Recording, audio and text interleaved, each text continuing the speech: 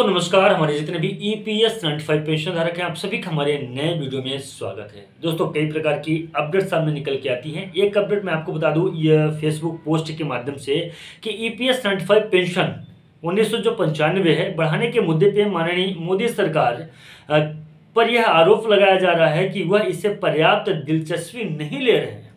इसके पीछे कुछ भी संभावित कारण हो सकते हैं। वो कौन कौन से कारण हो सकते हैं, क्यों माननीय प्रधानमंत्री जी इस पे गहनता से इसके ऊपर दिलचस्पी नहीं ले रहे हैं, क्या यह सत्य है अथवा नहीं, क्या इसमें किसी भी प्रकार की सच्चाई है अथवा नहीं, उसी के ऊपर चर्चा करेंगे आज के अपने इस नए वीडियो में। जो पहले लाइन है उसमें लिखा है वित्तीय बोझ। यदि EPS 95 पेंशन धारकों को 1000 रुपए से बढ़ा के मात्र 3000 रुपए या 7500 रुपए की जाती है तो सरकार पर हजारों करोड़ रुपए का अतिरिक्त बोझ आएगा। इसके लिए सरकार इसे सावधानी से देख रही है। बिल्कुल सही है। ये जो फर्स्ट पंच लाइन लिखी गई है वो बहुत बड़ी लाइन है कि EPS 95 पेंशन धारकों की अभी जो औसतन 1133 रुपए पेंशन है, यानी कि 1000 रुपए जो पेंशन है, मिनिमम पेंशन 1000 रुपए है, अगर इसको बढ़ा के 3000 रुपए किया जाए या फिर इसको बढ़ा के 7500 रुपए कर दिया जाए तो आज के समय में लगभग जो EPS 95 पेंशन धारक हैं 75 लाख पेंशन धारक हैं। आप उससे मल्टीप्लाई करेंगे तो आपको खुद ब खुद समझ में आ जाएगा कि कितने हजार करोड़ रुपए होते हैं और EPS 95 पेंशन का जो अतिरिक्त बोझ है वो सरकार पे किस प्रकार से पड़ेगा। अब आगे बात करते हैं। आगे प्राथमिकता की कमी, ये भी एक बड़ी बात है। इस पे क्या है, सरकार की प्राथमिकता किसान योजना, आयुष्मान भारत, इंफ्रास्ट्रक्चर आदि योजनाओं पर ज्यादा है। EPS 95 पेंशन धारक एक बड़ा वोट बैंक नहीं माने जाते, इसलिए यह मुद्दा प्राथमिकता में नीचे आ जाता है। अब यहाँ पे ये जो पंच लाइन दूसरी लाइन है, दूसरा पैराग्राफ आप पढ़ेंगे तो दूसरे पैराग्राफ से मैं थोड़ा सा संतुष्ट नहीं हूं, मैं सेटिस्फाई नहीं हूं, मैं सहमत नहीं हूं। सहमत इसलिए नहीं हूं कि अगर माननीय प्रधानमंत्री जी EPS 95 पेंशन धारकों को अपना वोट बैंक ना मानते तो क्या पेंशन धारकों से, अच्छा वोट बैंक मानने न मानने की बात ही नहीं आती है। वृद्ध EPS 95 पेंशन धारकों की सेवा करना तो सभी कोई चाहता है। इसी उद्देश्य से माननीय प्रधानमंत्री जी एक नहीं बल्कि दो बार EPS 95 पेंशन धारकों के साथ मुलाकात कर चुके हैं। माननीय कमांडर अशोक रावत जी के साथ मुलाकात कर चुके हैं। तो इस चीजों को मैं थोड़ा सा यहाँ पे मानने से इनकार करता हूँ। फिलहाल जिन्होंने पोस्ट को लिखा है उनके द्वारा इस बात को रखा गया तो कहीं न कहीं उनके द्वारा इन चीजों को देखा गया होगा। अब आगे बात करते हैं।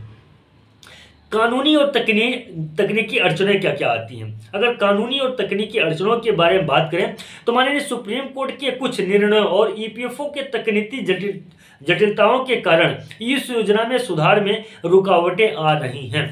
तो यहाँ पे ये जो बात कही जा रही है कि कानूनी और तकनीकी अड़चन जो आ रही है उसको भी अगर ध्यान में रखें तो माननीय सुप्रीम कोर्ट के कुछ निर्णय यहाँ पे जो दिए गए थे उन निर्णयों को भी ध्यान में रखें और EPFO की तकनीकी जटिलताओं के कारण इस योजना में सुधार में रुकावटें आ रही है तो इसमें सुधार करने की आवश्यकता है। और वो सुधार किस प्रकार से हो सकते हैं उसके ऊपर ऑलरेडी बहुत सारे वीडियोस बना के हम लोगों ने समय समय पे पहुंचाया है, दिया है। और बहुत सारे जो एक्सपर्ट्स हैं उनका जो कहना है वो इस माननीय सुप्रीम कोर्ट और EPFO की जो तकनीकी हैं या जटिलताएं हैं उस पर किस प्रकार से बातें हो सकती हैं, वो सब बहुत सारी बातें हुई है, ऑलरेडी हुई हैं। तो अब आगे बात करते हैं कि राजनीतिक दबाव, इसमें क्या किस प्रकार से क्या राजनीतिक दबाव भी काम कर रहा है अथवा नहीं। तो राजनीतिक दबाव की कमी को यहाँ पे देखा गया है कि EPS 95 पेंशनधारी ज्यादातर निजी क्षेत्रों से रिटायर लोग हैं।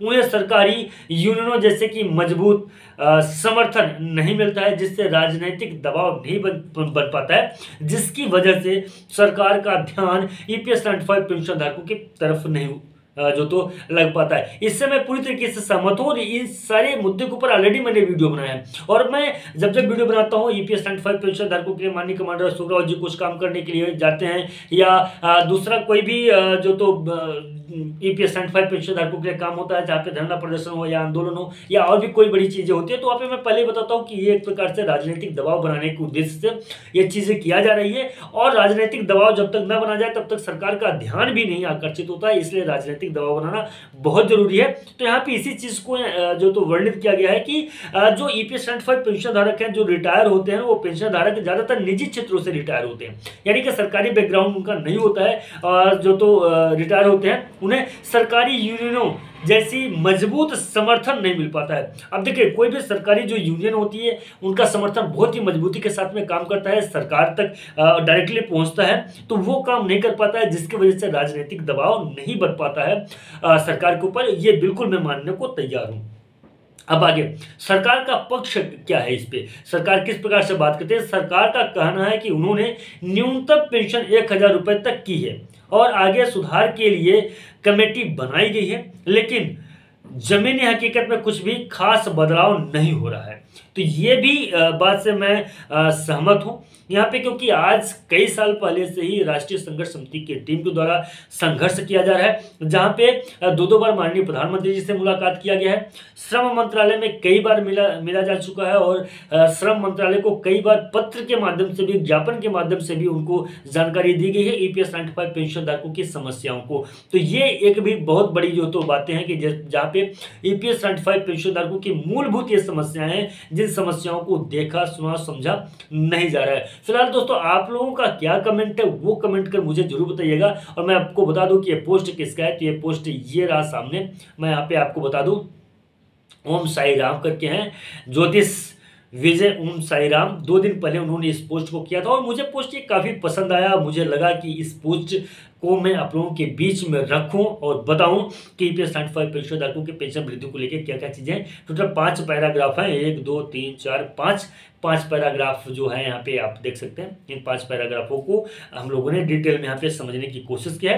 तो अब कोशिश ये है कि आपका कमेंट हमारे लिए बहुत ही महत्वपूर्ण होता है। आपके कमेंट हमारा एक विचार बनता है और आपके कमेंट को ध्यान में रख के मैं अगला जो तो वीडियो बनाता हूँ, तो अपना महत्वपूर्ण कमेंट जरूर वीडियो के लास्ट में मेंशन कर दीजिएगा। और मेरा जो सहयोग ईपीएस 95 पेंशन धारकों के पेंशन वृद्धि को लेके आप लोगों तक जो अपडेट्स पहुंचाने का है, उस अपडेट को लेके है, तो वो भी कमेंट कर बताइएगा कि आपको कैसा लगता है। इसमें कुछ अगर सुधार की जरूरत है तो बिल्कुल मैं सुधार करूंगा, मेरी टीम के द्वारा मैं खुद इसमें सुधार करूंगा, तो वो भी बताएं। फिलहाल दोस्तों, आज के लिए बस इतना ही था।